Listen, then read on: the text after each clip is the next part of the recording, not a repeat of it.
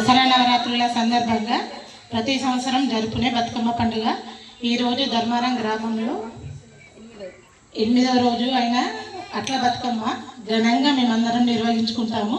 కాబట్టి అందరూ ఈరోజు తెల్ల చీరలు ప్రత్యేకంగా అట్ల బతుకమ్మ సందర్భంగా తెల్ల చీరలు కట్టుకొని వస్తాము. ఘనంగా బతుకమ్మ వేడుకలు జరుపుకుంటాము. 11 రోజులు జరుపుకుంటాము. ఫస్ట్ బతుకమ్మ మలీదా నైవేద్యం పెట్టి బతుకమ్మని జరుపుకుంటాము. 2వ రోజు పెత్తరమాస అమావాస్య రోజు కూడా బతుకమ్మ పండుగ జరుపుకుంటాము. 3వ రోజు